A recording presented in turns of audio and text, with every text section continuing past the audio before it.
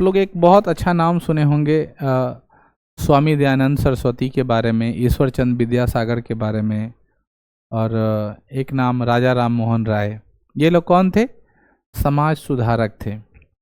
लेकिन बच्चों मैं आपको बताऊं कि ये समाज सुधार का नींव इन लोगों ने नहीं डाला था। समाज सुधार का नींव अंग्रेजों के द्वारा डाला गया था। बात समझ में आई? जैसे आपको पता होगा कि कोई आदमी आपकी सेवा के भावना से समाज में आता है और तब उस समाज को लूटना शुरू करता है। अंग्रेज भी हमारे समाज में सेवा की भावना से ही आया था। उसको लगता था कि हमारे समाज में बहुत सारी कुप्रथा हो रही है और उस कुप्रथा को दूर करने के लिए हमारे यहाँ वो इनरोल हुआ, प्रवेश किया। सती प्रथा, विधवा पुनर्विवाह, ठीक है ना, बाल विवाह, ठीक है, ये सब बात पर उन्होंने बहुत पुरजोर इसका विरोध किया, समाज सुधार करने की कोशिश की। लेकिन यह तब हुआ जब शुरुआती में इस पर प्रवेश लिया, लेकिन उससे कुछ फायदा नहीं हुआ। जैसे आजकल नेता लोग करते हैं, वादा कर लेते हैं कि हम आपका समाज का बेटा हैं, आपके समाज का विकास करेंगे, आप भावना में बह जाते हैं, मत करते हैं, और फिर रिजल्टेंट क्या है आपको पता है? जैसे एक वर्ड है ना कोर्ट की, जातीय जनगणना करने से देश का विकास होगा। बिहार में तो जातीय जनगणना बहुत पहले हो गया, कितना विकास हुआ आपको पता हो, चल रहा हो। तुम्हारे जात का पता चल गया कि इतना परसेंटेज है, तो जातीय जनगणना से कितना तुमको विकास हो गया? कोई बदलाव कुछ देखने को मिलता तब ना जातिगत आरक्षण के विरोध में होते। अच्छा है जातीय जनगणना कराना चाहिए, लेकिन बिहार सरकार करा के क्या दिखाया विकास? सिर्फ नेताओं को फायदा होने लगा कि ई जात का परसेंटेज ज्यादा है इसलिए ई जात का बोलबाला है, और ई जात के ज्यादा सीट दो, ऊ जात को ज्यादा सीट दो, ऊ जात को ज्यादा सीट दो। इससे नेता को ही फायदा हो रहा है। किसको फायदा हो गया? जो गरीब जनमानस है, जो कोई जन कल्याण ऐसा नहीं कोई बनाया होगा, तो कुछ तो संवैधानिक बदलाव नहीं हुआ। तो हमें लगता है कि जातीय जनगणना क्या है? बेकार है, नहीं कराना चाहिए। और कराना चाहिए तो एक नियम पूर्वक कि उस कराने से तुम फायदा क्या करोगे। असल में ये नहीं कि सिर्फ जनसंख्या बता दीजिए, ये सब बेकार काम। तो हमारे यहाँ अंग्रेज भी बच्चों उसी तरीके के आए। क्या आए? समाज को विकसित करने का उन्होंने निर्णय लिया कि हम हर हालत में समाज को क्या करेंगे? डेवलप करेंगे। और समाज को डेवलप करके क्या करेंगे? यहाँ की सारी कुरीतियों को खत्म कर देते। और यहाँ के स्थानीय लोगों को लगा सही बात। और आप देख सकते हैं कि कन्या शिशु वध, जिसको बाल हत्या कहते थे, सती प्रथा है, ठगी प्रथा है, दास प्रथा है, नरबलि प्रथा है, विधवा पुनर्विवाह है, बाल विवाह है, हिंदू महिला संपत्ति अधिकार। तो सबसे इंपॉर्टेंट महिला संपत्ति अधिकार समझ रहे हो? आज के समय अपने सभी बहनें जो है अपने भाई को पूरा एकदम धौंस दिखा सकती है कि शांत रहिए, बांट ले। वो महिला संपत्ति का अधिकार मिला है तब ना।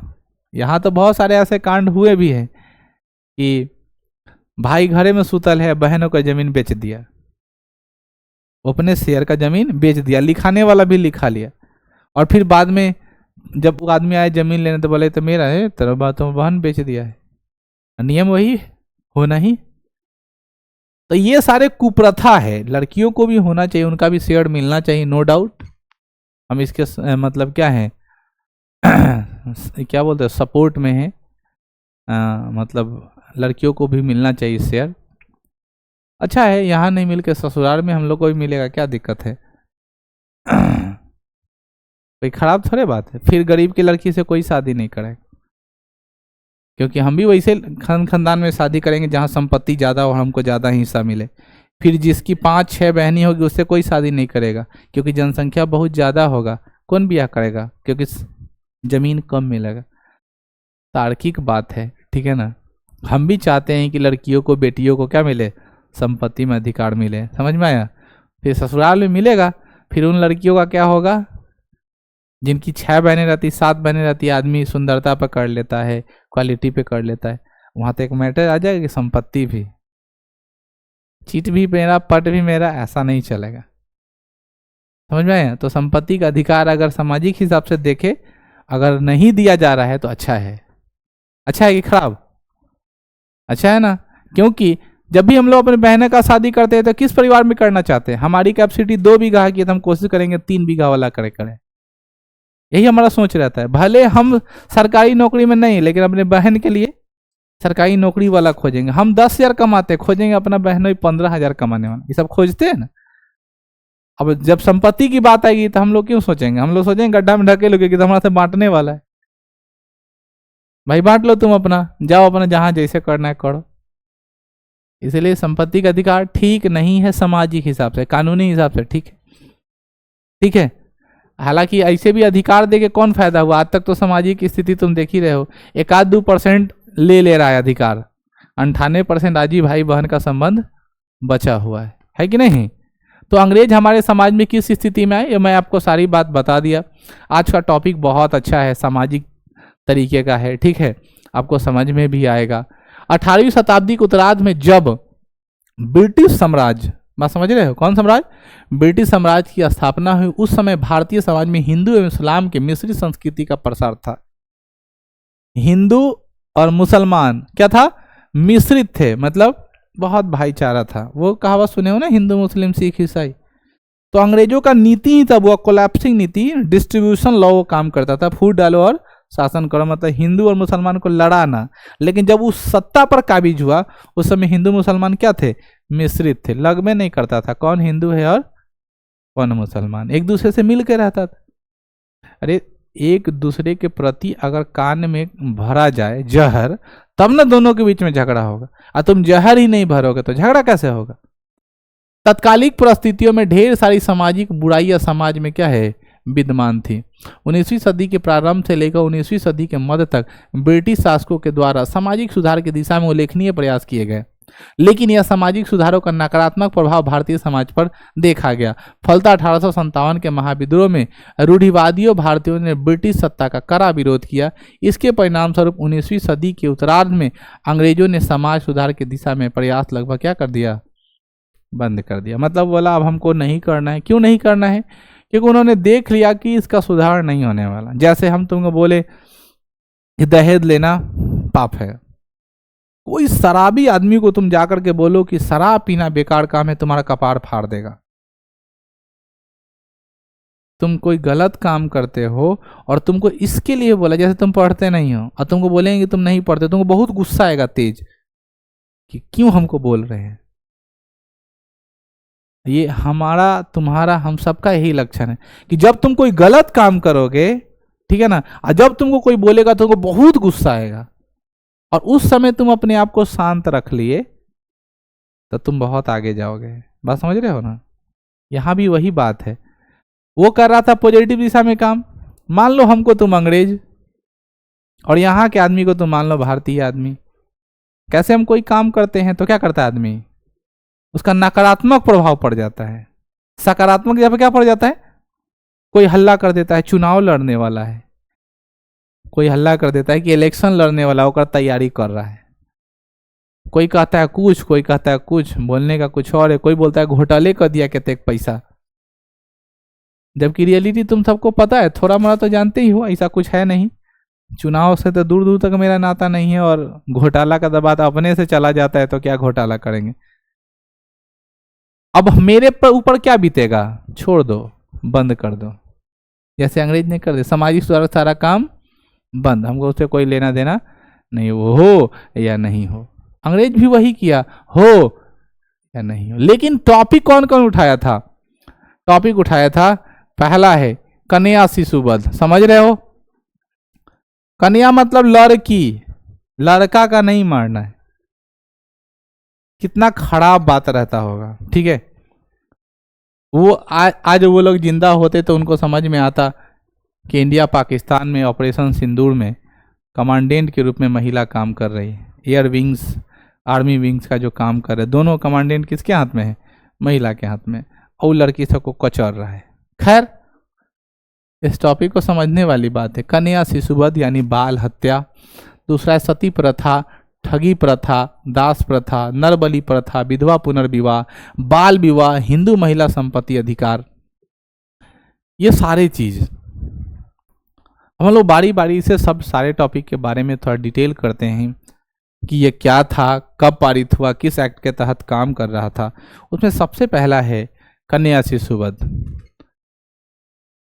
कन्या शिशुवध क्या है, उस जमाने में ऐसा था कि अंग्रेज लोग कहते थे कि don't to be differentiate between girls and boy, it's only baby not a boy and girl. आप लोगों को पता होगा जब छोटा बच्चा होता है तो उसका अंग्रेज में इंग्लिश जो बोलते हैं उनके लिए स्पेशल एक वर्ड बना दिया है, बेबी यानी बच्चा, सीधे बोलते बच्चा हुआ है।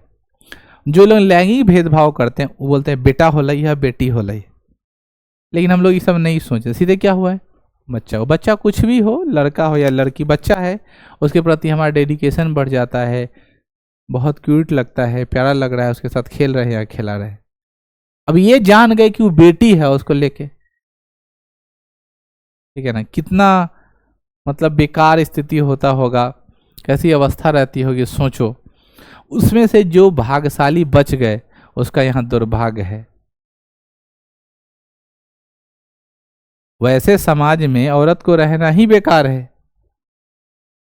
जो लोग काटे गए वही भाग्यशाली था, क्योंकि अगर वो लड़की और बड़ा हो जाती, कि जिसको जन्म पर खुशी नहीं है तो उसको बड़ा होने पर कितना कष्ट झेलना होगा तुम कल्पना कर सकते हो। समझ रहे हो कि नहीं समझ रहे हो? तो वैसे समाज में अगर वो मार काटी ही गई तो बहुत अच्छा है, क्योंकि जो जीवित है वो, एक कोट बहुत अच्छा है कि अगर तुमको नरक का मतलब देखना है, नरक की स्थिति देखनी है, तो एक बेकार आदमी से शादी कर लो। बेकार मतलब जिसका कैरेक्टर ठीक नहीं है, या अनचाहे आदमी से शादी कर लो, जो तुम्हारा पसंद नहीं है, उससे तुम्हारा शादी होगी। न तुम्हारा बात मैच करता है, न कैरेक्टर मैच करता है, न तुम्हारा रहन सहन मैच करता है। हालांकि मिलता तो कुछ नहीं है, लेकिन शादी विवाह के बाद आदमी का वैचारिक मेल तो कम से कम हो ही जाना चाहिए। कुछ मिले या ना मिले, क्या मिलाना है, वैचारिक मेल तो एकदम होना चाहिए, वो बहुत जरूरी है बच्चों। तो यहाँ पर वही कन्या शिशुवध बाल हत्या के बारे में कहा जा रहा है कि कन्या शिशुवध पर रोक लगाने के लिए सबसे पहले 1795 ईस्वी में बंगाल में नियम 11 पारित किया गया, लेकिन इसका कोई सकारात्मक प्रभाव नहीं पड़ा। लॉर्ड सॉरी 21 वही नियम 21 पारित किया गया, लेकिन इसका कोई सकारात्मक प्रभाव नहीं पड़ा। ये आप लोग देख पा रहे हो ना, ये रोमन लिपि है। कौन सी लिपि बच्चों? रोमन लिपि। और रोमन लिपि किनके द्वारा बनाया गया है? अंग्रेजों के द्वारा, ठीक है। इसीलिए जब वो अपना नियम पारित करते थे तो कैसा करते थे? रोमन लिपि में पारित करते थे, ठीक है। तो पहली बार कन्या शिशुवध को खत्म करने के लिए नियम 21 आया, इसका कोई सकारात्मक प्रभाव हम पर नहीं पड़ा। लॉर्ड वेलेस्ली ने 1802 के अधिनियम 4 के द्वारा बाल हत्या पर पाबंदी लगा दी। इसके बाद 1804 में अधिनियम 3 के द्वारा कन्या शिशु हत्या को साधारण हत्या के समान माना गया। सबको अलग अलग एक खंडपीठ बनाया गया था। आज भी बच्चों आप लोगों को पता होगा कि कन्या भ्रूण हत्या भारत में कानूनन जुर्म कराया गया है, लेकिन भारत में गर्भपात जो है वह कानूनी रूप से वैध है। गर्भपात को अंग्रेजी में अबॉर्शन बोलते हैं, और एम्ब्रॉय डिस्ट्रोएशन वो अलग मैटर है। दो कंसेप्ट है गर्भपात कराने के, अबॉर्शन कराने के। पहला कंसेप्ट है कि अगर किसी लड़की का रेप हुआ है और वो अगर प्रेग्नेंट हो गई है तो उसका गर्भपात कराना है, ठीक है ना, वो वैध है। अगर कोई लड़की अनजाने में अनमैरिड है, अगर ऐसा कुछ दिखाई देता है, ऐसा कुछ अनैतिक संबंध बना है, फिर भी वो गर्भवती है, उसका गर्भपात कराना कानूनी रूप से वैलिड है। लेकिन अगर आप शादीशुदा लड़की हैं, शादीशुदा महिला हैं, और आप लिंग जांच करा के गर्भपात कराते हैं, उसको बोलते हैं एम्ब्रॉय डिस्ट्रोफिकेशन। बात समझ में आई? यानी आप भ्रूण हत्या करा रहे और आप पर कानूनी कार्रवाई की जाएगी। बात समझ में आई? भारत में गर्भपात तब इम्पोर्टेंट हो जाता है कि आप शादीशुदा भी है और डॉक्टर प्रिकॉइस करता है कि अगर आप इस बच्चे को जन्म दीजिएगा तो माँ मर जाएगी, ठीक है ना। उस स्थिति में भी बच्चा गर्भपात करना कानूनी वैध है, ठीक है ना। लेकिन अगर आप नॉर्मल हैं, सब कुछ ठीक है, और अगर ऐसा करा रहे हैं तो क्या होगा? कानूनी रूप से आप फंस जाइएगा। लेकिन ऐसा कुछ होता नहीं है बउआ। दुनिया टेक्नोलॉजी का खेला है, जो काम मना है वही काम करना है, ठीक है। बड़ा दुख होता है ये सब जान करके कि लड़कियों के बारे में लोगों की मंत्रणा अभी बदलने में कब टाइम लगेगा, अभी बहुत दिल्ली दूर है, ठीक है। वरना अगर बेटा की चाहत ना होती, सामाजिक कुप्रथा नहीं होती, तो बेटा के याद में किसी को 8-8, 10-10 बेटियां नहीं। और उसका झेलम झेल तो मान लो हो भी गया, उसको सियाना भी आदमी कर रहा है किसी तरह पढ़ा करके लिखा करके मेंटेन करके, तो उसका झेलम झेल तब हो जाता है जब उसका 20, 22, 24, 25 उम्र में शादी करना है। सभी जगह जाओगे सिर्फ पैसा की बात होगी, उतना इनकम नहीं है, कैसे करें। अब मजबूरी में किसी के हीले लगा दिए। हीले लगाने का मतलब वही कि जैसा तैसा में कर दिए, कम पैसा में लगा के जैसे तैसे। अब उसका परवरिश क्या हो गया, खराब हो गया। अब जीवन भर उसको संघर्ष करना है। बहुत सारा ये टेक्निकल बात है, इसलिए एक ही बात है, तुम लोग तो आने से वाले समय में माता पिता बनोगे, बेटा हो या बेटी, ठीक है ना। शहर में तो कम से कम रहना बहुत आसान है, गांव में बहुत ताना उना चलता है, लेकिन शहर में ज़्यादा ताना उना नहीं चलता है। तो लो, एक अच्छा ऑफिसर बनो, अच्छे जगह पे जाओ, जो बच्चा हुआ उसी के साथ खुश रहो। बच्चे मैक्सिमम 2, एक ही में अगर ज़िंदगी बिताना चाहते हो तो काफ़ी है, ठीक है ना। हम तो राय नहीं देंगे दूसरा करो, ठीक है ना, लेकिन अगर मान लो बहुत विचार है तो दूसरा, तुम समझ रहे हो सर का प्लान, ठीक है ना। एक के बाद तो दूसरा नाम नहीं लो, चाहे जो हो, ठीक है ना। इसके बाद 1804 के अधिनियम 3, हमको थोड़े बर्थ देना है, जिसको देना है, लेकिन मैं बता रहा हूँ, ठीक है। इसके अधिनियम 1804 के अधिनियम में कन्या शिशु हत्या को साधारण हत्या के समान माना गया। मतलब आप नॉर्मल किसी का मर्डर करते हैं और एक छोटे बच्चे का मर्डर कराते हैं, चाहे वो एम्ब्रॉय ही क्यों नहीं हो, आप पर उतना ही दफा चलेगा। इन विधानों के बावजूद बाल हत्या की दर में कोई खास कमी नहीं आई। मैंने कहा ना कि जो काम मना है वही काम ज़्यादा होगा, ठीक है। और बाद में धीरे धीरे शैक्षिक और सामाजिक विकास के द्वारा इस प्रथा का स्वाभाविक अंत हुआ। मतलब जैसे जैसे लोगों के अंदर ज्ञान आया, शैक्षणिक विकास हुआ और सामाजिक विकास हुआ, ठीक है ना, तब उसमें क्या हो गया, डेवलप। अब देखना, पहले शादी ब्याह होता था ना, लगन का टाइम चल रहा है, तो सब लोग दही चूड़ा का भोज होता था, दही चूड़ा बुनिया उनिया खिलाता था भोज में। अब कहीं कहीं मिलता है, अभी जाओगे तो पूरी मिलेगा, पुलाव मिलेगा, सब भोज में वही रहता है, कुछ दूसरा नहीं रहता है। या वेज में रहेगा ये और नॉन वेज में रहेगा वही चिकन मटन, ये सब खिलाएगा, इससे ज़्यादा कुछ नहीं है। पहले होता था खीर पूरी का भोज, अब खीर पूरी का भोज कहीं रहता था हम जल्दी एक गाड़ी उठाएंगे भाग जाएंगे, नहीं तो तकारी कचौड़ी खा के चलेंगे, गुस्सा आने लगता है। पहले यही होता था। तो पहले जब लखौड़ी सब होता था तो उसमें खीर पूरी खिलाता था, नहीं तो दही चूड़ा। अभी दही चूड़ा कोई खाना चाहता है भोज में, देखना पूरी या सब्जी खा लेगा, लेकिन दही चूड़ा नहीं खा लेगा। सब खाता है दही चूड़ा, कोई नहीं खाता है, वो सब खाना ही नहीं पसंद करता है। पुलाव कचौड़ी सब खिलाता है तो हम लोग खा लेते हैं। तो क्या हुआ, सामाजिक विकास हुआ ना। सुदूर ग्रामीण इलाका में शहर वाला कॉपी करके सारा व्यवस्था कर रहा है। पहले गांव में बफ सिस्टम भोजन नहीं होता था, अब गांव में भी हो रहा है। क्यों? क्योंकि हमारा सामाजिक विकास हो रहा है, ठीक है। तो ये नरबलि प्रथा, कन्या शिशुवध बाल हत्या कैसे हुआ? खुद शैक्षणिक विकास हुआ, लोग पढ़े, ज्ञान सबके अंदर डेवलप हुआ, और सामाजिक विकास होने से क्या हो गया, अंग्रेजों के प्रयास से हुआ खत्म नहीं हुआ। इसीलिए किसी भी समाज को आगे बढ़ाना है तो आपको क्या करना पड़ेगा, एडुकेशन देना पड़ेगा। जितना ज़्यादा पढ़िएगा उतना ज़्यादा आपके अंदर। तुम सोचो, कोई औरत अगर ये चाह ले कि हमारे पेट में कोई बेटी जन्म लेने वाली, हम इसको नहीं मारेंगे, तो कोई मार सकता है? वो बच्चा पेट में जो है वो माँ के पेट में है कि बाप के पेट में है?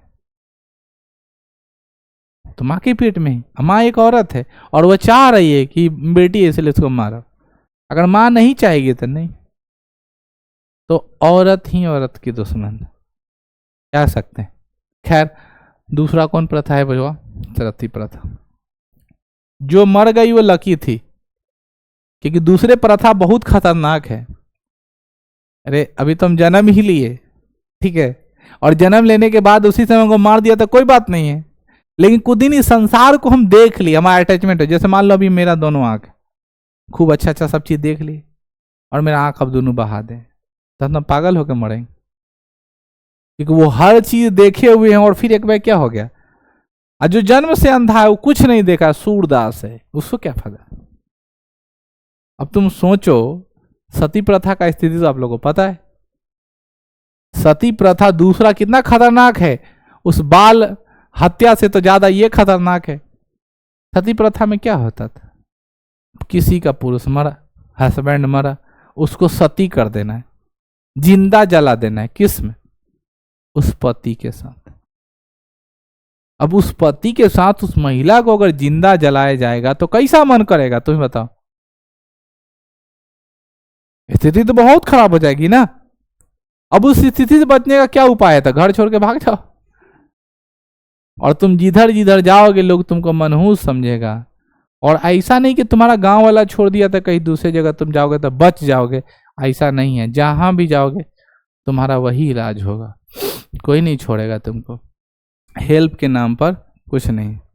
अभी तो है ना, महिला कहीं घर छोड़ के भागे दूसरे लगे तो मदद कर दे, मर्दाओ बड़ा मार मार ले छोड़, तो हेल्पफुल कर दे, अपन कमाते खाते रहते।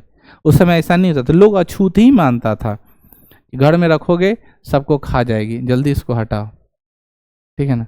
कोई किसी अपने पति को खाना चाहेगा? आज का जमाना बहुत अच्छा है, ठीक है ना।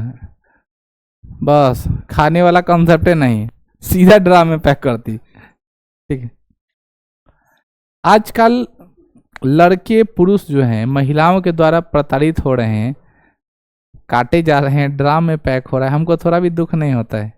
क्यों? क्योंकि महिलाओं ने दहेज प्रथा को झेला है, महिलाओं ने सती प्रथा को झेला है, महिलाओं ने बाल विवाह को झेला है, महिलाओं ने क्या झेला है, इस लड़कियों ने क्या झेला है, बाल हत्या, भ्रूण हत्या, ठीक है ना। इतना खतरनाक खतरनाक सेंसन को झेला है। उसमें से अगर एक हुआ अगर आपको ड्रामे में पैक हो रहे हैं तो बहुत बड़का बात नहीं। हाँ, मे बी क्यों नहीं, तुम्हारा तो न्यूज में भी आ रहा है, हम पुरुषों का तो न्यूज में भी आ रहा है और स्टेटस लग रहा है। महिलाओं को तो इतना ज्यादा प्रताड़ित करता था कि उसका बात अपने माँ तक नहीं पहुंच पाता था। पहले की स्थिति ये थी कि लड़की को हम कहाँ भेज दिए, ससुराल, और वहां रह रहा है, ना कोई टेलीफोन है ना कोई तार है। और 2-2 साल में बड़ी दुख है इस बात का कि पहले दहेज प्रथा में किसी महिला का हत्या हो जाता था और 2-2 साल 3-3 साल ले पतो नहीं चलता था कि और बेटी कब्बे खत्म हो गई। अब बाप मतारी का पते न है, बाप जब जाते, इसीलिए ना बुआ मोटरी का प्रथा बना हुआ था। मोटरी वाला प्रथा जानते हो? कभी सोचे हो कि बहन कने ये मोटरी प्रथा का है बना हुआ है?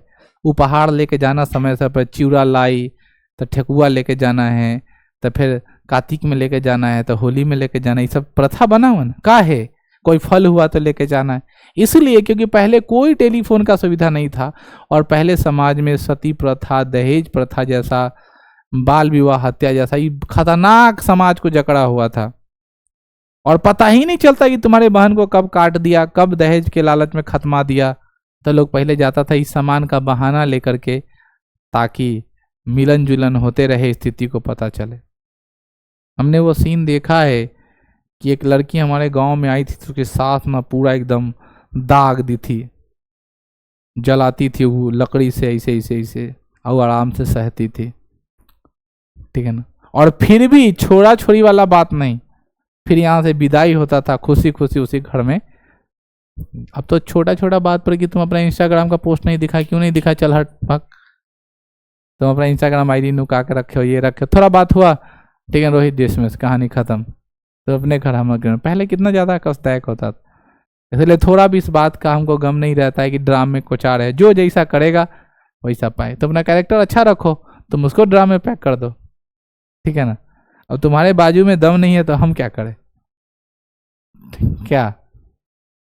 खैर, गवर्नर जनरल द्वारा विलियम बेंटिंग ने 1829 में अधिनियम 17 लेकर के आया। इसके तहत सती प्रथा में गैर कानून घोषित किया गया। सती प्रथा को फौजदारी अपराध में कोटि में रखते हुए दंडनीय घोषित कर दिया गया। मतलब प्रोसेस लगाई, ठीक है ना, कि अगर कोई सती प्रथा करेगा तो उसको कानूनी, जैसे अभी दहेज एक्ट है। बड़ा दुख की बात है कि दहेज एक्ट कब लगना चाहिए, जब दहेज दे रहा हो लड़की वाला, लड़की वाला पर केस करना चाहिए दहेज एक्ट पर, क्योंकि वो दे रहा होता है। लेकिन दहेज एक्ट कब लगता है, डॉरी सिस्टम का एक्ट कब लगता है, जब लड़की मर जाएगी, तब जब लड़की मर जाएगी तब लड़की का बाप केस करेगा कि हमारे बेटी को दहेज के कारण प्रताड़ित किया और क्या कर दिया, मार दिया। जैसे ही दहेज दे, जितनी लड़की वाला है, जितना लड़की वाला है, सब जैसे ही कोई दहेज का मांग करे तुरंत एक नोटिस लड़का के पास भेजवा दो। 2-4 को नोटिस भेजवाएगा और लड़का अगला बार किसी दहेज की डिमांड नहीं करेगा। लेकिन सबकी अलग अलग डिमांड है, उस डिमांड को पूरा करने में मजबूरी में क्या होता है, ठीक है ना, वो दहेज की बात कर ही लेता है, लेन देन की बात कर ही लेता है। ठीक है, तो 1820 के आसपास, 29 के आसपास सती प्रथा को क्या कह रखा गया, दंडनीय कोटि में रखा गया। बच्चों अगला जो नाम है उसका नाम है ठगी प्रथा। ये ठगी प्रथा क्या होता है मैं आपको बताता हूँ। एक ऐसी प्रथा जिस प्रथा में ब्राह्मणों का जो टोली चल रहा है ना, जैसे ब्राह्मण लोग कहते हैं कि जजमान यहाँ पैसा रखो, तो रख दी, चेकड़ा दे बड़ी। मान लो तुम्हारे दादाजी का श्राद्ध हो रहा है, तुम्हारे नाना जी का श्राद्ध हो रहा है, पिताजी का श्राद्ध करा रहा है, किसी का श्राद्ध ना होगा, भाई बहन किसी का श्राद्ध होता है, उस श्राद्ध में नाना प्रकार के वस्तुएं रखे जाते हैं। उसमें छाता भी होता है, उसमें लोटा भी होता है, उसमें छिपा भी होता है, उसमें ठीक है ना, जूता मोजा धोती कुर्ता सब होता है, तमाम खाद्य पदार्थ भी रखा रहता है। और सब इसलिए रखा रहता है कि जो आदमी मरा है सब उसको हम लोग क्या कर रहे हैं, दान कर रहे हैं। वहां पर जितने सारे लोग आते हैं, कौर कुटुंब आत्मा कुटुंब, वो भी लोग क्या करता है, दान करता है। क्यों करता है, क्योंकि जो आदमी मर गया उसको किसी चीज का तकलीफ ना हो।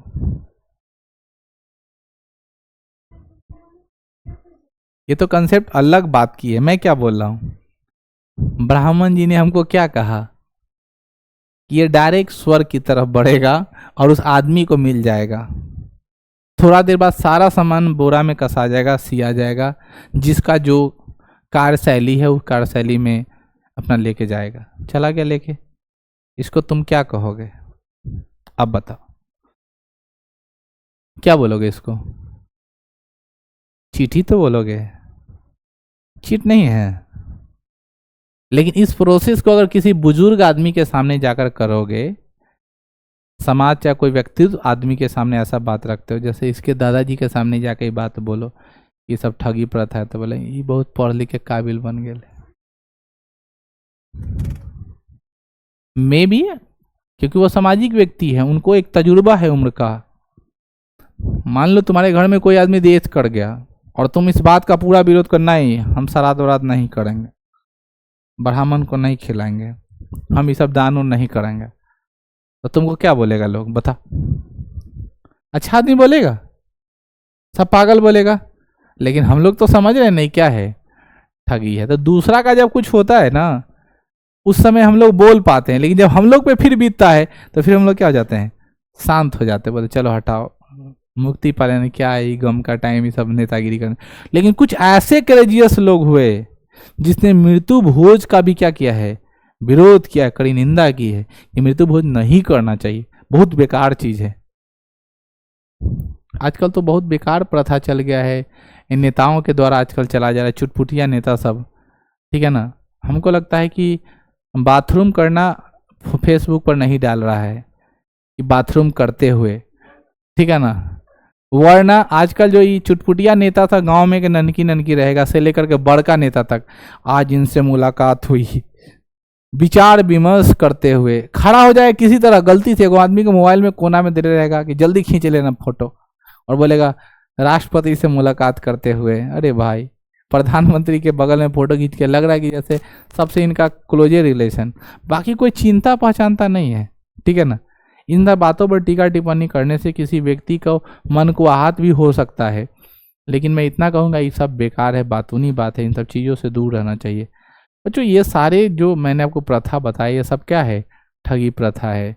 समाज को तुम अगर डेवलप करना चाहते हो, इन ठगी प्रथा से आपको क्या करना चाहिए, दूर करना। एक और ठगी प्रथा है, जैसे आप लोग देखते हो पहले चेचक हो जाता था, चेचक, तो आप लोग उस प्रथा में क्या देखते थे, ठीक है, नीम का प्रथा नहीं, वो नहीं, वो व्यवस्था बना हुआ है पूजा करने का।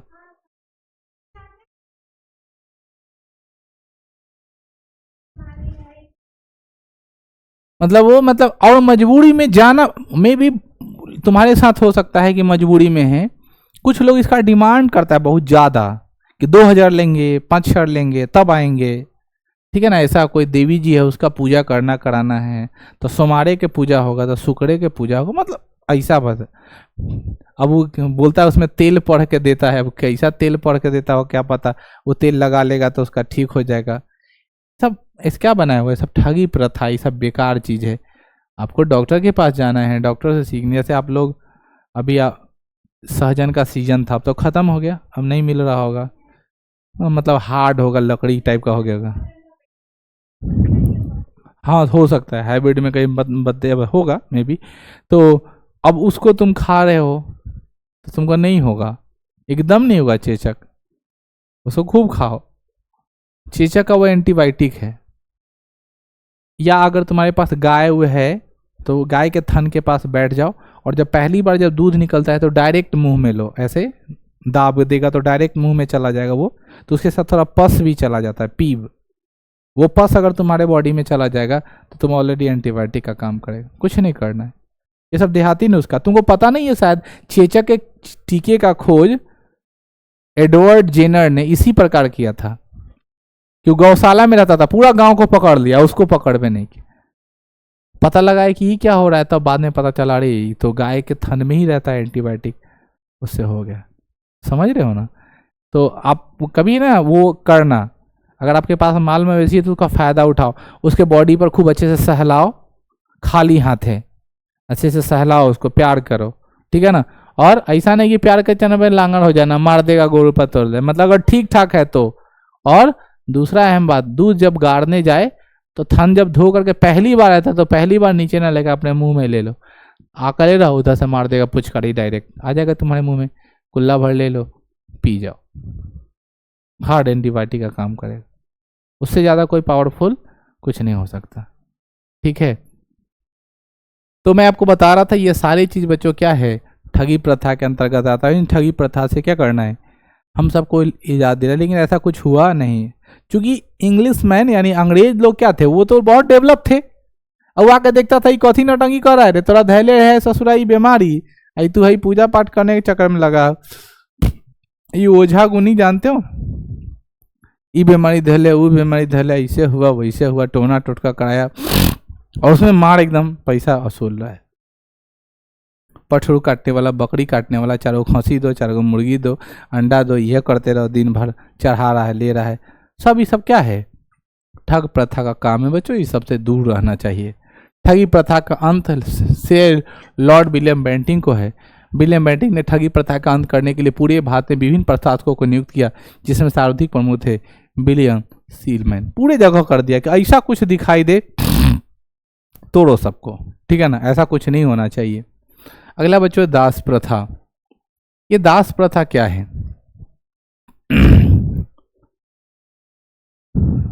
हम मालिक हैं हर घर में, ठीक है ना। जैसे होता नहीं है कि एक गमछा रखा, गमछा छोटा सा, फिल्म वगैरह में तुम देखे होगे, जब मालिक आ जाए तो सहम के खड़ा हो जाना, उनका जूता साफ करना, आगे पीछे करते रहना। दूसरा का घर में जाके काम नहीं कर सकते। मान लो आजकल हम नौकर रखते हैं, किस टाइप का भी नौकर रखते हैं, लेकिन उसको अधिकार मिला हुआ है। अगर उस अधिकार का आप हनन करते हैं तो वो आदमी जाके केस कर देगा आप पर, आपका हालत खराब कर देगा, ठीक है ना। उसके अधिकार का आप हनन नहीं कर सकते हैं। तो इससे बचने का उपाय यही है, दास प्रथा पहले खत्म। तो छोटा सा गमछा रखे रहता, मालिक आए, जैसे कुत्ता दौड़ के आता है गोड़ चाटने लगता है, वैसे मालिक आए, जूता साफ किया, हटाया, पोंछ पाँछ कर रहा है, ठीक है ना, तेल मालिश कर, मतलब तरह तरह की विभिन्न सुविधाएं को प्राप्त कर रहा है, ठीक है ना। अपने दास को कहीं भेज सकते हैं, जो मन करेगा सो करवाएंगे, वो दूसरा का कोई काम नहीं करें। जैसे मान लो हम तुम्हारा नौकर हैं, तो तुम्हारे यहाँ 4 घंटा ड्यूटी किए, बाल बच्चा बहुत है तो उसको सोचना पड़ता है, तो 4 घंटा ओकरो कने ड्यूटी कर ली, 4 घंटा उन करो कने कर ले, 4 घंटा 16 घंटा के बाद भी 8 घंटा बचता है, तो 8 घंटा सूत लेंगे, खा पी लेंगे, ठीक है। अब हम अगर इसके यहाँ हैं, अब इसका दास बन गए हैं, तो दूसरा का दास नहीं बन सकते। पहले रखना है, हाँ रखना ही नहीं, रखने ही नहीं देता तुमको, दूसरा लंग जाना, वो मालिक नहीं रखता तुमको कि तुम तो उसका दास है, जा मेरे पास मत आ, ऐसी व्यवस्था थी, ठीक है ना। तो आज के समय में हम लोग बहुत चीज़ों से स्वतंत्र हो गए, और दुख का बात यह है कि दास का खानदान चलता था। जैसे पंडित का ब्राह्मण का खानदान चलता है ना, कि वो पंडित जी हथिन तो ओकर बेटा फिर हमारे घर के पंडित जी हो गए, वो हजाम है तो ओकर बेटा फिर हमारा घर के हजाम हो गए, माली है तो ओकरा घर के माली हो गए, लगातार चलेगा। उसी तरह दास का भी खानदान चलता था कि एक बाबू दास रहे तो बेटा भी ओका बेटा करते, ओकरा बाद चलते प्रथा चलते था। ठीक है ना। तो इस दास प्रथा को अंत कराया गया लॉर्ड एल्बेरो के समय 1843 में अधिनियम 5 पारित हुआ, जिसके द्वारा समस्त भारत में दासता को अवैध घोषित कर दिया गया और मालिकों को बिना कोई प्रत्याग किए दासियों को क्या कर दिया, स्वतंत्र कर दिया। बोलो बच्चों, समझ में आ रही है आप लोग को? अगला नाम है क्या, नरबली। उड़ीसा के खोंड जनजाति में नरबली प्रथा थी। तो लोग ये बहुत मिथ्या सुने होंगे कि जहां जहां पुल बनता है वहां वहां लड़का को पकड़ के ले जाके काटता है, बलि देता है। सुने हो? उड़ीसा साइड में ना, पहले बच्चों, उड़ीसा में तंत्र मंत्र ज्यादा होता है। उड़ीसा का इलाका तंत्र मंत्र बहुत ज्यादा होता है। या मैं आपको बता दूं, बंगाल का सटा हुआ इलाका है बंगाल, ठीक है ना। बंगाली बाबा बहुत तंत्र मंत्र है। और एक बात मैं बताऊं, भगवान औरतों को इसलिए ही बनाए हैं ना कि किसी को मोहित कर ले। तुम लोग देखते हो अभी शादी ब्याह में जितनी लड़कियां आती है वेटर का काम करने, वो हम लोग के आसपास की थोड़ी होती है, सब बंगाल के रहते हैं। हम लोग यहाँ लड़की काम ही नहीं करेगी, हम अपने नंगे रह लेंगे, अपने बहन को कमाने नहीं भेजेंगे। हमको बहुत मेहनत करना पड़े लेकिन कमाने भेजेंगे तो एक स्थिति वाली, ये नहीं कि मतलब खाना परोसने के लिए भेजे। वो भी काम खराब नहीं है लेकिन फिर भी एक अपना एक लेवल होता है कि नहीं। और शादी विवाह में अगर आप देख लेते हो किसी लड़की को फूल छींटते हुए और भाड़ा पर का, तो हमको बहुत खराब लगता है, बहुत खराब।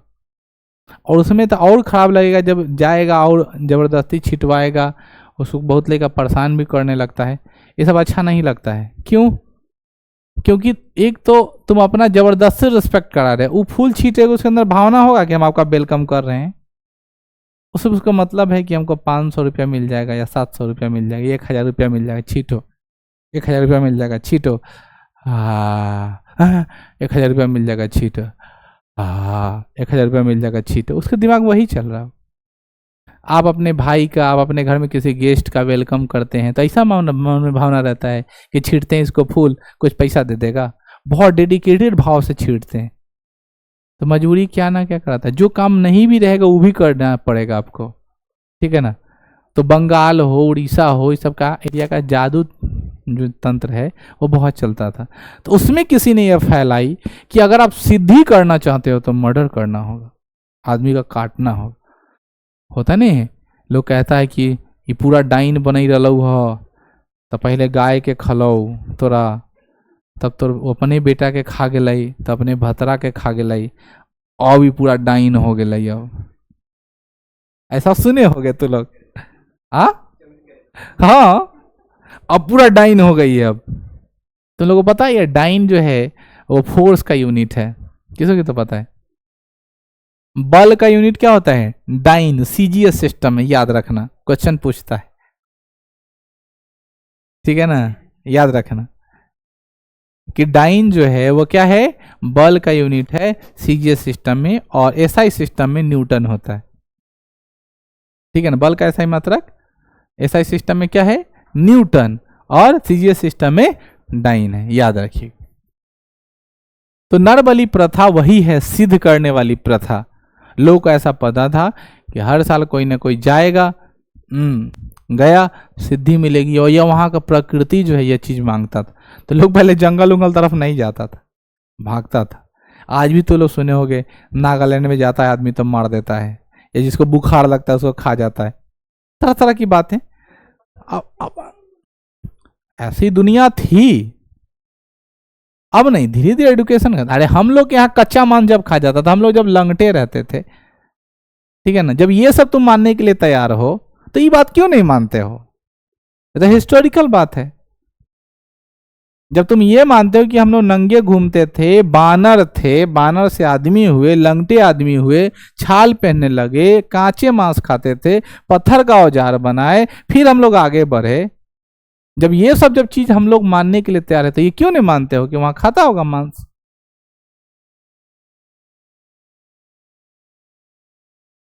अगर ऐसा नहीं होता तो हम लोग अपने माँ से खाना मांगते हैं, जब खाना नहीं रहता है तब बहुत ज्यादा पेरते हैं, तो माँ कहती है हमरे खा ले, चिबा जो हमरे।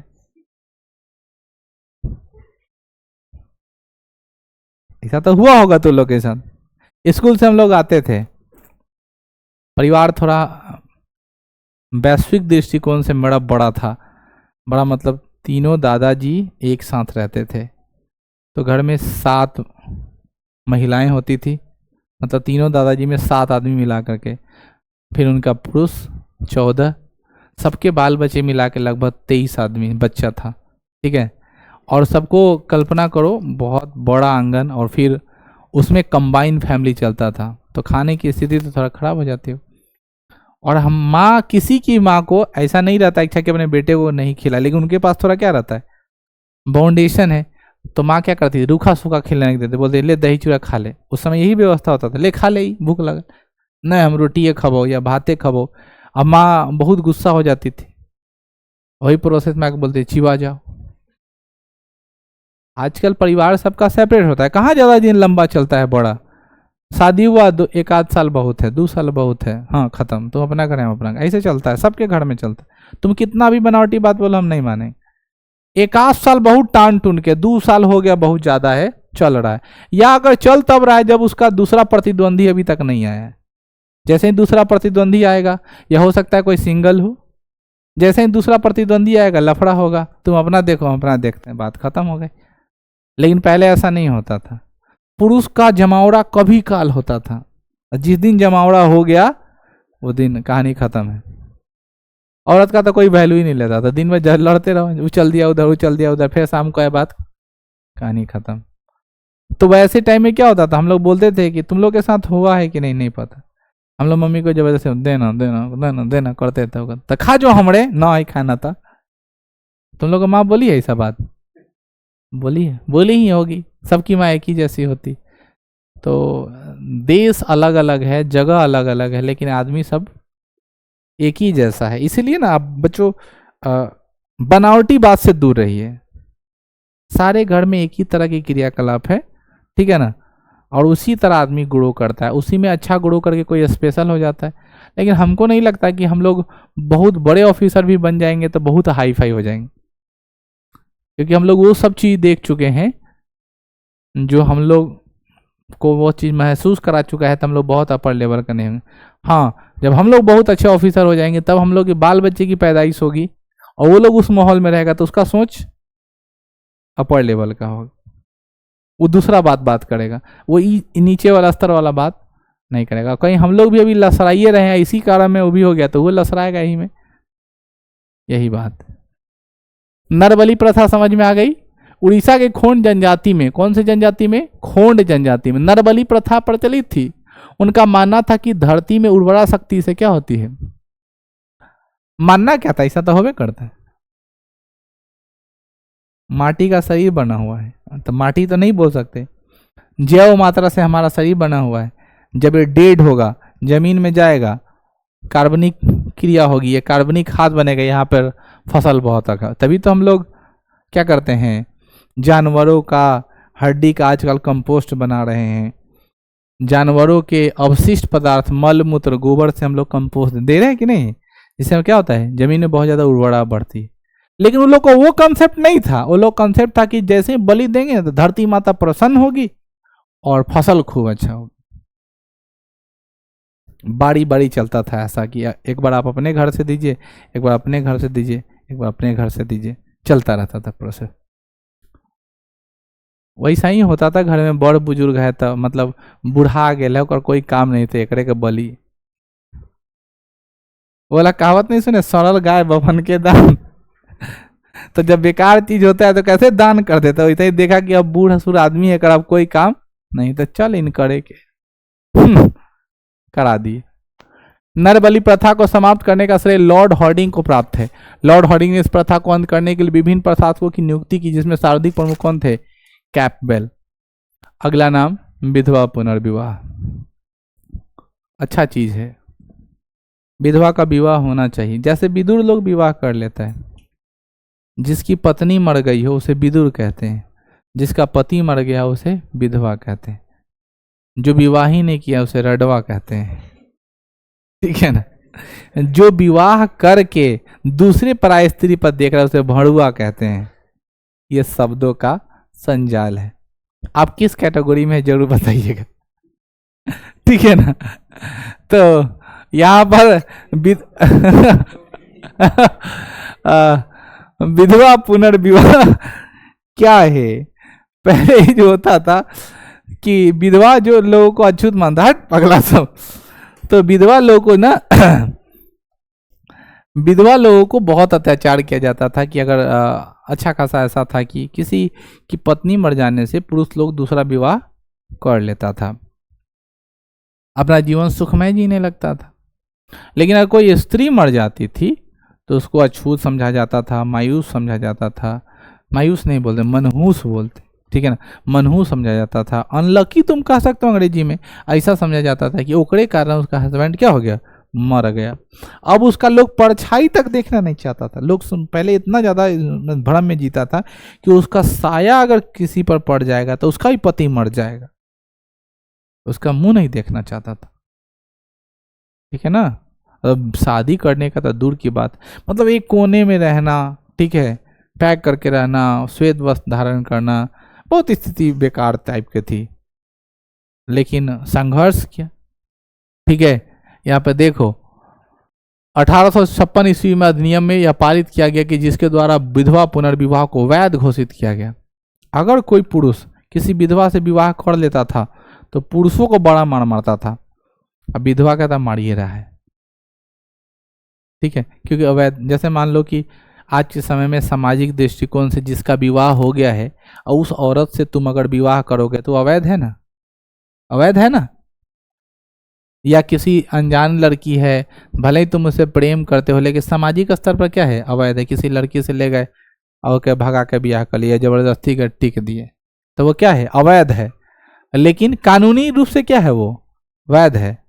अगर आपका उम्र 18 साल है और आप टिक दिए और आप साफ साफ बोल रहे हैं कि हम एक साथ जाएंगे, वो साफ साफ बोलेगा, आप भी साफ साफ सुनिएगा, तो ना माता पिता का चलने वाला है ना उधर के माता पिता का चलने वाला है, दोनों लेकर अपन जिंदगी जिएगा, इसमें कोई किंतु परंतु नहीं।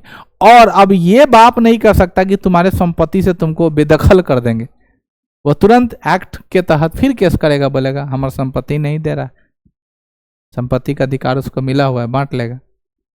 गलती से अगर फिर कोई लड़की को छोड़ भी दिया तो वो लड़की जाके अब केस करेगी कि ब्याह किया है, संपत्ति का अधिकार मेरा बनता है, दो, नहीं तो मेंटेनेंस केस करेगा, महीने महीने पैसा ओकरा पहुंचाओ। तो साथ रखने से ज़्यादा खर्चीला है छोड़ देना। इसीलिए न भी विचार मिले तो चुपचाप रखो, ठीक है ना, नहीं तो तुम जिंदगी बीत जाएगा। तुमको मेंटेनेंस केस जब होगा महिला पर या पुरुष पर, तुम उसको पैसा देते समय।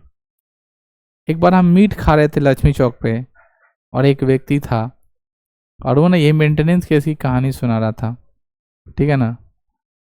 वो 9 साल से अपनी पत्नी को छोड़ दिया और मेंटेनेंस, डाइवोर्स नहीं देता है वो, मेंटेनेंस केस की मेंटेनेंस मांगता, बोलता हम इसको मेंटेनेंस देंगे, डाइवोर्स नहीं देंगे।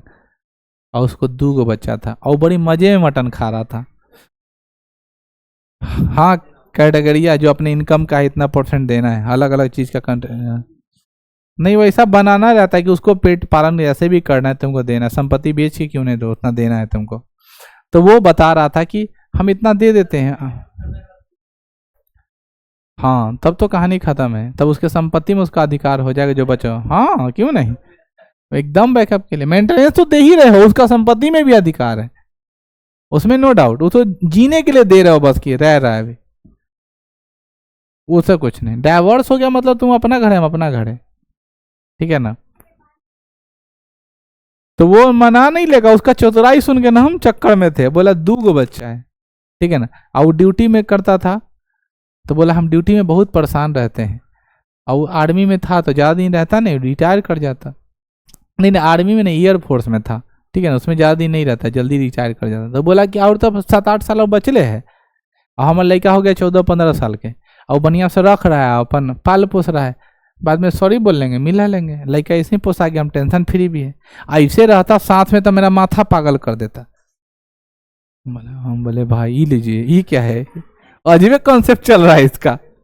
और मेंटेनेंस ऐसे भी तो मेंटेनेंस देना ही है भाई। अगर हम पत्नी बाल बच्चे को है और ड्यूटी पे है तो फोन लगाया, पापा स्कूल का फी बढ़ना है, पैसा दो। वाइफ फोन लगाएगी, तबीयत खराब है, पैसा दो। तो ऐसे भी मेंटेनेंस के नाम पर तुम लोग कानूनी लड़ाई लड़ो, पैसा लो, उसको सियाने करो, बाद में क्या करेंगे, सॉरी बुरी बोल के मिला लेंगे। हम बोले भाई इसका भी दिमाग अच्छा चल रहा है, लेकिन मानवता के नाते ये सब ठीक नहीं है। क्या पता उसके बाल बच्चे के अंदर वो भावना ना हो कि मेरे फादर हैं, मेरे माँ को बहुत ज़्यादा सताएं। अगर माँ और पापा में अगर हमको चूज करना हो तो हम तो अपने पापा को चूज करेंगे, ठीक है ना।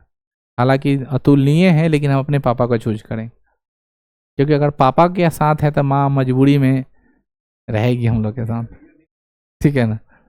ना ऐसा कुछ नहीं कर, हम कितना बार मुंह पर भी बोल दिए, ठीक है ना। माँ को लगता है ऐसा कि पैसा उसा का लालची है तुम, पापा के पास संपत्ति इसीलिए ऐसा करता है। मैं बोले ऐसा नहीं है, तुमको कहीं शरण ही नहीं मिलेगा। अगर हम माँ के साथ जाएंगे तो माँ का मनोबल बहुत मजबूत हो जाएगा और वो मेरे साथ सरवाइव कर लेगी, बात समझ रहे हो ना। लेकिन जैसे ही हम लोग माँ का साथ छोड़ेंगे तो माँ का मनोबल क्या हो जाएगा, कमजोर पड़ जाएगा, मजबूरी में पापा के साथ रहना होगा। ये हर बच्चे को समझना चाहिए, ठीक है ना, कि अगर माँ पापा में अगर झगड़ा हो रहा है और यह नौबत आ जाए कि एक दूसरे को डाइवोर्स देने वाले हैं, तो प्रत्येक बच्चा को माँ का साथ ना दे करके अपने पिता के साथ देने चाहिए। ये नहीं कि तुम पापा को वरीयता दे रहे हो, सिर्फ ये दे रहे हो कि माँ तुम्हारी कमजोर पड़ जाएगी, उसको कोई सहारा नहीं मिलेगा और मजबूरन अपने पिता के साथ रहेगा, और फिर तुम्हारा परिवार टूटने से क्या हो जाएगा, बच जाएगा। लेकिन उस टाइम तुम दया दिखा करके अपने माँ के पास चले जाओ और माँ को सपोर्ट बन के खड़ा हो जाओ, तो फिर माँ को एक मजबूत सहारा मिलेगा और पिता से उनका क्या होगा, लगाव पूरा खत्म हो जाएगा, और फिर तुम्हारा परिवार क्या हो जाएगा, बिखर जाएगा। हमसे सहमत हो, ठीक है ना। इसीलिए मैं बार बार कहता हूँ, ठीक है ना, स्वावलंबी होने के बाद भी किसी महिला को, ठीक है ना, परिवार जोड़ने में अहम योगदान होता है, ठीक है ना। इसीलिए मैं हमेशा कहता हूँ कि हम अपने पापा के साथ रहेंगे। अगला पार्ट है विधवा पुनर्विवाह की कंसेप्ट, तो आप लोग समझ ही लिए हो। यहाँ पे कहा है साथ ही ऐसे विवाह से उत्पन्न संतान को वैध संतान का स्वीकार किया गया। ये लाइन तो तुम लोग समझ ही लो। पहले किसी विधवा औरत से बच्चा जब होता था तो उसको संपत्ति का अधिकार पहले नहीं था। आप लोग सुने हो एक वर्ड पिछलगुआ, नाम सुने हो, क्या होता है, अंतिम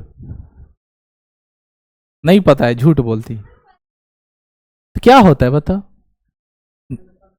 आए शादी में साथ जाता है उसको पिछलगुआ नहीं बोलते, उसको लोकनिया बोलते हैं। रे पगला, उसको पिछलगुआ मत बोलो, पता चले हम पिछलगुआ बने हुए हैं, तू भी ससुरा बना हुआ है। नहीं, पिछलगु का मतलब होता है कि जैसे पहले औरत आई तो विधवा हो गई, मान लो छोटा बच्चा है, एक 6 महीना का, 8 महीना, 10 महीने का, 2 साल का है, 5 साल का है, और विधवा थी। तो जब शादी होने लगा तो उसका कंसेप्ट बना कि अभी किसके साथ रहेगा, तुम ही साथ लेकर के जाओ।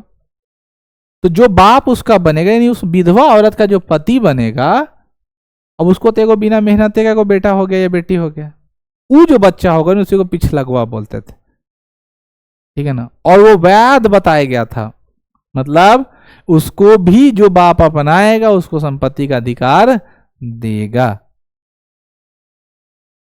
समझ में आई। तो पहले के आदमी ने संपत्ति को करने के चक्कर में क्या करता था, मैं आपको डायग्राम बना के समझा देता। मान लो ये मैं हूं और ये मेरा छोटा भाई है, ठीक है, या मान लो ये एक राम है और दूसरा क्या है, श्याम। राम बड़ा भाई है, श्याम छोटा भाई है। राम की शादी हो गई सीता से, कुछ दिन बाद राम की क्या हो गई, मृत्यु हो गई, मर गया।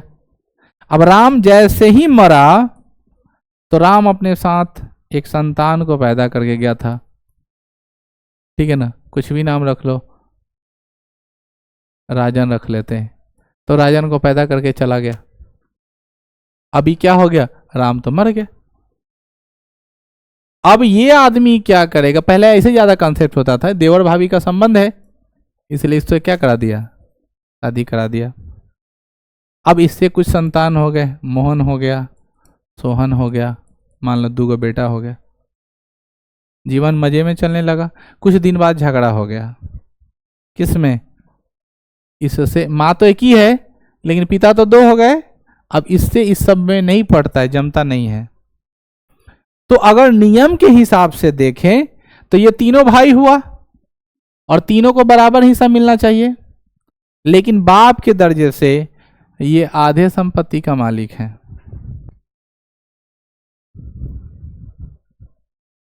बस समझ भाई, और वो सीधे बोलेगा आधा संपत्ति दो, लेके भाग जाएगा साइड में।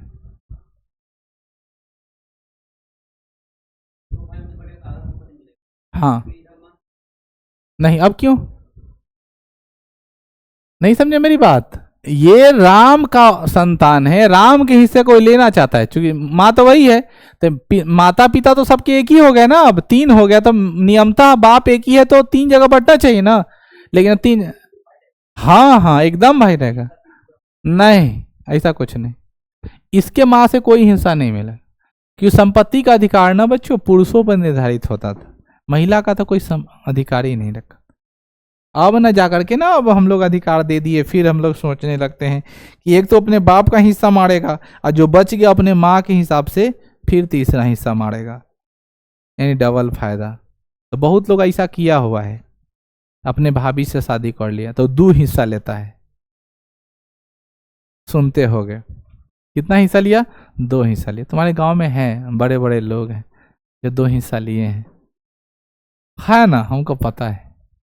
गुड़िया तुम्हारे तो बहुत करीबी आदमी है, तुमको नहीं पता। चलिए काम की बात कर, चलिए काम की बात करते हैं, विधवा पुनर्विवाह की बात करते हैं हम लोग।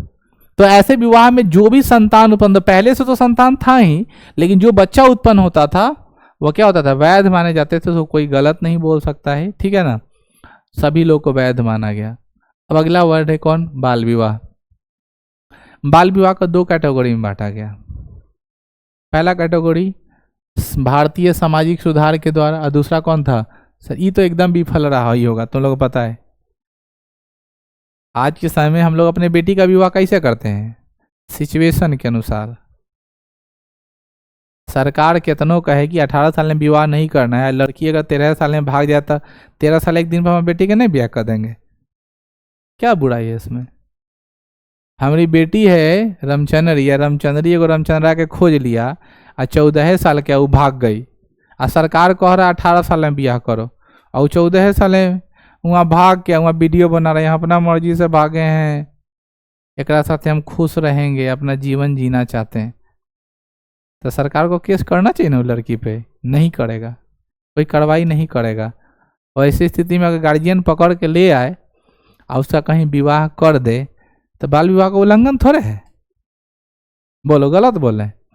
लेकिन अब के समय में क्या हो गया है, पहले ना जब लड़की ज्यादा एज की होती थी तो लड़का बाकी ही नहीं रहता था, सबका शादी हो जाता था, ज्यादा उम्र तक लड़का नहीं रहता था। अब क्या है, सबको अपना कैरियर बनाना है, सबको अपना क्या बनाना है, कैरियर बनाना है। तो कैरियर जब बनाना है तो हम लोग मेहनत कर रहे हैं, तो लड़कियां भी मेहनत कर रही है, तो लड़की लोग भी क्या है, अनमैरिड होकर के वेट कर रही है। तो तुम बुढ़ा रहे हो तो कहीं बुढ़िया भी बुढ़ा रही है, तो फिर बुढ़वा बुढ़िया का मिलन होगा। कंसेप्ट समझ रहे हो ना।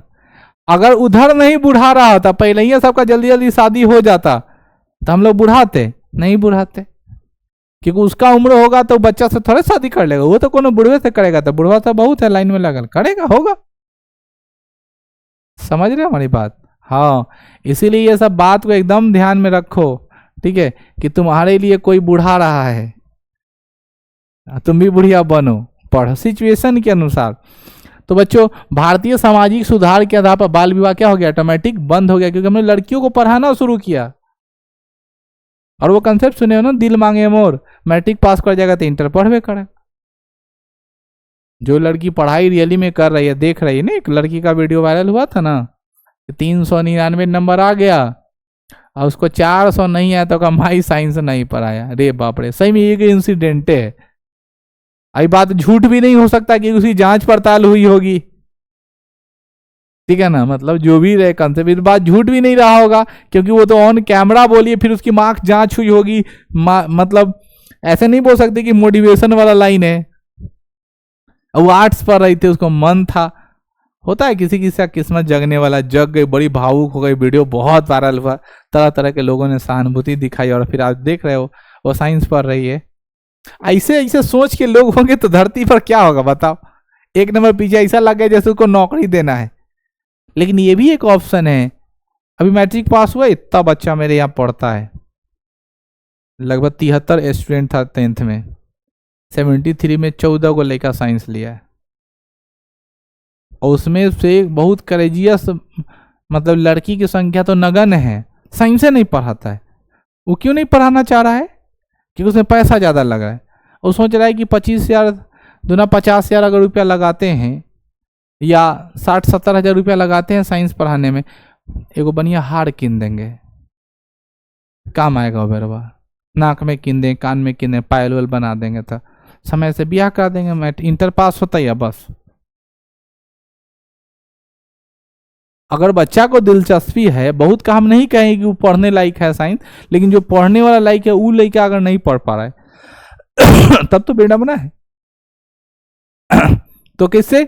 सामाजिक सुधार के द्वारा, सरकारी प्रयास के द्वारा ऐसा किए गए।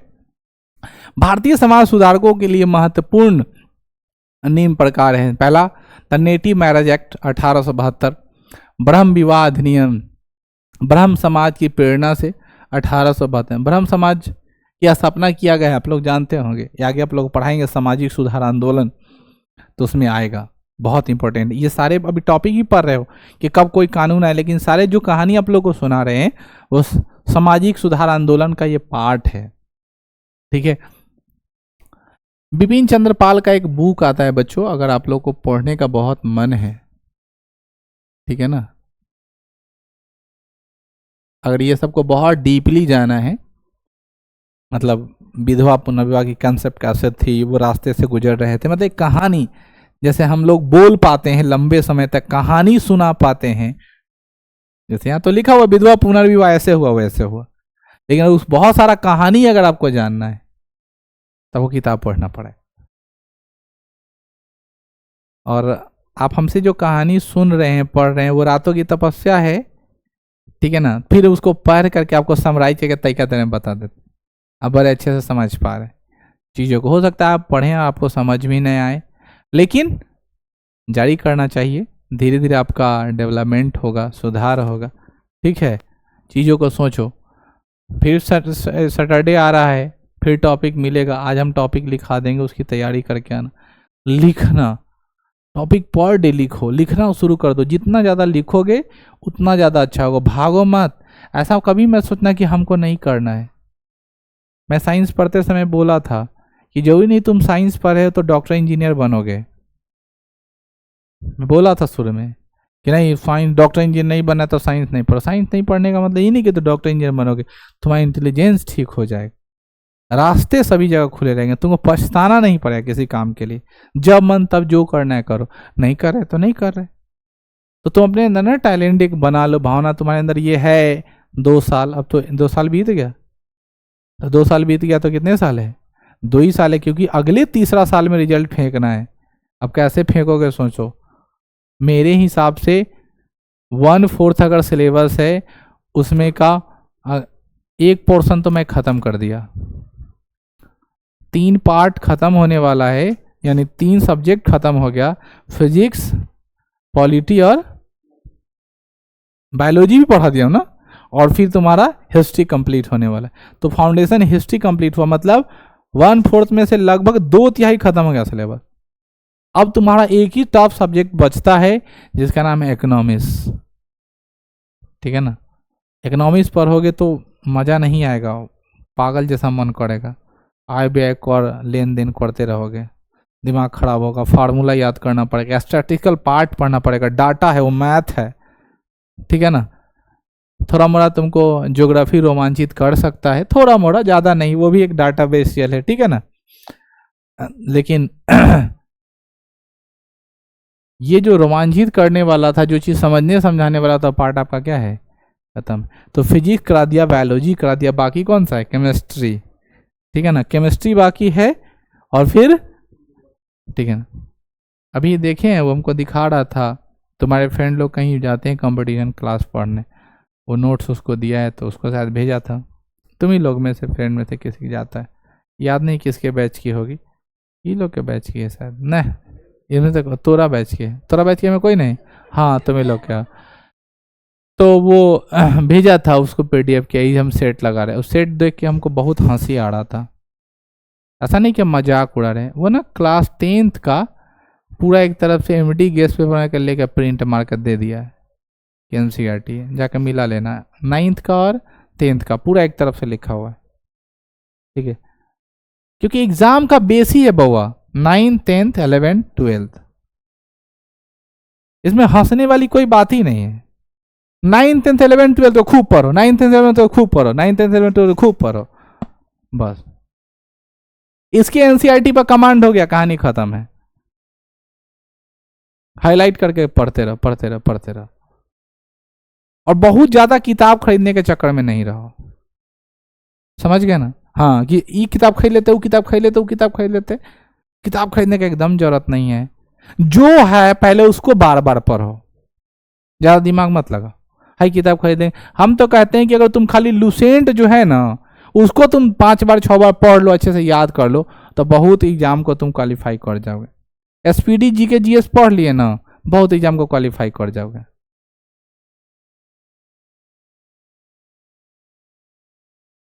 पढ़ो। तो द नेटिव मैरिज एक्ट 1872 में ब्रह्म विवाह अधिनियम आया, इसमें क्या कहा जाता था कि नेटिव मैरिज एक्ट में किया गया, जिसके अंतर्गत 14 वर्ष से कम आयु की कन्याओं का विवाह वर्जित कर दिया गया। अब तो कितना है 18, अब तो कितना है 21, अभी तो बहुत लेट है तुम में, पापा बोलेंगे केस कर देना। 21 के पास पहुंचे कि नहीं, अभी नहीं पहुंचे हो कि पहुंचने वाले हो, 2 साल में ग्रेजुएशन भी हो जाएगा। हाँ 1 साल की करनी ही पड़ेगी। अब देखो जैसे अभी जैसे आया है पोस्ट ग्रेजुएट का, वो इसलिए बनाया गया था बाबा कि उसमें एक कंसेप्ट है, जब आगे आप एमफिल करिएगा तो वहां से उसको हटाया गया है, आपको तो पोस्ट ग्रेजुएट करना ही पड़ेगा, उसके लिए कोई नया रूल एक्ट अभी नहीं आया। जैसे अभी जो इंटीग्रेटेड जो बीएड करके आई है, जैसे हमारी बहन है वो निशा बाबू जो कियर करके आई है इंटीग्रेटेड बीएड, तो उसमें क्या है, और उसको फिर पीजी करना है तो वही 2 साल करना पड़ेगा, ऐसा कोई तो कंसेप्ट रूल आया नहीं, लेकिन बात हो रहा है कि 1 साल का पीजी करो, क्योंकि 1 साल तो तुम इसका तो क्या एकेडमिक कैलेंडर डिमांड कर रहा है, हो सकता है तो आ जाएगा आप लोग के तरफ। तो आप लोग जब करोगे ना तब कंफर्म मानो कि 1 साल का रहेगा, ठीक है ना। तो आप लोग का पोस्ट ग्रेजुएट 1 साल की रहेगी, हो जाएगा। 1 साल की बीएड भी आ रही है, 1 साल की बीएड भी आ रही है, 1 साल की पीजी भी, तब तो दोनों हाथ में लड्डू है, ठीक है ना। ज़्यादा पिराना भी नहीं पड़ेगा, और सलामी में पैसा मिला रहेगा 15-20 हज़ार, मुँह दिखाई 20 हज़ार, 25-30 हज़ार हो जाएगा। अब 15-20 को नाक में कब पड़ेगा, तो उसमें से 10 को बेच देना, क्या करेगी 20 को रख के, ठीक है ना। तो सब बेच के तो 50-60 हज़ार पुड़िया जाएगा, ग्रेजुएशन में फर्स्ट करोगे तो 50 हज़ार हो जाएगा, तो कितना हो गया 1 लाख समथिंग हो गया, बीएड कर लेना। नहीं दिमाग है, 75 हज़ार रुपया लगता है 1 साल का। आइडिया देखो कितना जल्दी हिसाब बता दिए तुमको, कहाँ से पैसा आएगा, सो पढ़वे करेगा। अरे मेरा जैसा बेवकूफ आदमी किसी को नाक में का दे देता है, बकलोल मेरे जैसा आदमी जिसको कोई उम्मीद ही नहीं कि हमको कोई नाक में का देगा कि नहीं। हाँ हम तो सबको पैसा उसा नहीं देते, अगर हम, हालांकि हम जल्दी किसी को कुछ देते नहीं है, लेकिन जिसको देते हैं वो गोल्ड उल्ड सब दे देते हैं। वो 500-1000 देने से अच्छा 600-700 का दे दो, या एंकलेट दे देते हैं, ले लो, और वो दे दोगे पैसा, वो खा जाएगा, चबा के खत्म कर देगा, वो ऐसे तो रखे रहेगा, फिर कभी जरूरत पड़ेगा तो बेच लेगा। मेरा सिद्धांत यही है। तो गोल्ड है ना और लैंड मेरे लिए बहुत बड़ा प्रॉपर्टी है, दोनों से हमको बहुत ज्यादा प्यार है, जमीन और सोना, पहले बता चुके हैं। दोनों अपने तरफ बहुत ज्यादा हमको खींचता है। अब बाकी लड़की वाला का क्या होगा तो पता ही है, रोडो बढ़ेगा हमसे, ठीक है। संपत्ति आयु अधिनियम बनाया गया, इसमें क्या कहा गया कि हिंदू सहवास वाय अधिनियम पारसी धर्म सुधारक BM मालवाड़ी के प्रयत्नों से 1851 में संपत्ति आयु अधिनियम पारित किया गया, जिसके द्वारा 12 वर्ष से कम आयु के कन्याओं के विवाह पर रोक लगा दिया गया। मतलब बोला गया कि नहीं, इससे कम वाले को नहीं देना है, 12 से कम वाला। और अगला नाम है द इनफैक्ट मैरिज एक्ट 1931 में आया। बाल विवाह निवारक अधिनियम बड़ौदा सरकार के प्रयत्नों से, ये बड़ौदा सरकार कहाँ है, नेपाल, ठीक है ना। बड़ौदा सरकार के प्रयत्नों से 1931 में द इफेक्ट मैरिज एक्ट पारित किया गया, जिसके द्वारा बाल विवाह को निषेध कर दिया गया। ये तो हो गई किसके तहत, सामाजिक सुधार के द्वारा, ठीक है ना। लेकिन अब सरकारी प्रयास की बात करते हैं। सामाजिक सुधार में क्या आया, द नेटिव मैरिज एक्ट आया, ब्रह्म विवाह एक सामाजिक अधिनियम था, उसके तहत ही आया। संपत्ति आयु अधिनियम आया, जो पारसी धर्म सुधारक कौन थे, BM मालवाड़ी थे, इन्होंने किया। और द इनफैक्ट मैरिज एक्ट क्या है, बड़ौदा सरकार ने चलाया, ये पर्सनल व्यक्ति का चलाया हुआ था कि नहीं, इससे कम उनमें कानूनन जुर्म है। हालांकि लोग का महत्व ज्यादा था। जैसे तुम ऐलान करोगे कि कोई भी आदमी घर से 4 बजे के बाद नहीं निकलेगा, तो वही पर निकल के बताएगा कह रे मारवे एक परा का तो बड़का इन्हें का डॉन बना रहा। लेकिन इधर एरिया का कोई बहुत खतरनाक टाइप का आदमी को बोल दिया 4 बजे के बाद कोई नहीं निकलेगा, कल 9 बजे, नहीं तो फुला दिया जाएगा। तो 3:59 में गेट उठ पैकर के सब अंदर चल जाए। बोलो, पहले एक क्रांतिकारी आंदोलन चलता था गरीबों का साइज, जिसका नाम MCC था। तुमने नाम सुने, MCC बहुत खतरनाक गिरोह चलता था। तो वो एक पेपर लेके आता था, कहीं पे व्हाइट पन्ना पर लेकर सीधे चिपका दिया, आज दुकान सारी बंद रहेगी। तो कल किसी का हिम्मत नहीं है कि कोई जाकर दुकान का शटर उठा ले। ऐसे चलता था मतलब गुंडागर्दी। और अगर जो उठाया शटर वो गया काम से, ठीक है ना। 4 दिन बंद तो 4 दिन बंद, आगे 2 पहर में बोल दिया, एक फायरिंग क्या बोला, दुकान बंद तो शटर बंद, चलो घरे। ऐसा होता था। अपने घर वाले सज्जन से लोग से पूछना, बताएंगे जो इस लोग डेवलप रहते हैं, जिसको हम लोग कह सकते हैं नक्सली एरिया। तो नक्सली लोग ऐसा करता था, सीधे व्हाइट पेपर लेता था, चिपका देता था, दुकान बंद तो बंद। आजकल देखो बिहार बंद है, आदमी गाड़ी लेकर निकलता है, कोई उपाय तो लगाइए लेंगे। भारत बंद है, बोलेगा सब चलिए रहा है, भारत बंद है। तो क्या होता है, हम लोग 10 आदमी खड़ा हो जाते हैं और एक बांस लगा लेते हैं, आज भारत बंद है, हम लोग देश को आज़ादी दिला के रहेंगे। और साइड से रास्ता खुला हुआ है और यहाँ वीडियो बन गया और रोड क्लियर है। यानी हम लोग डिजिटल भारत को बंद करते हैं, ऐसा स्थिति है। सरकारी प्रयास में बच्चों ये शारदा एक्ट आया, बहुत अच्छा अधिनियम है, 1928 में आया, 1929 में आया, ठीक है। और ब्रिटिश सरकार ने बाल विवाह पर प्रतिबंध लगाते हुए 1929 में हरविलास शारदा के, देखो नाम सुनना, नाम क्या है, हरविलास शारदा के प्रयत्न में से एक अधिनियम पारित किया गया, जो शारदा एक्ट के नाम से जाना जाता है। शारदा एक्ट 1929 में पारित हुआ और 1930 में लागू हुआ। पहला सवाल पूछेगा, शारदा एक्ट किससे संबंधित है, क्या बोलोगे, क्या बोलोगे, बाल विवाह से संबंधित है। किससे, बाल विवाह से। कब पारित हुआ, 1929 में। लागू कब हुआ, 1930 में। शारदा एक्ट को किसने बनाया, हरविलास शारदा। किसने लाया, हरविलास शारदा, ठीक है।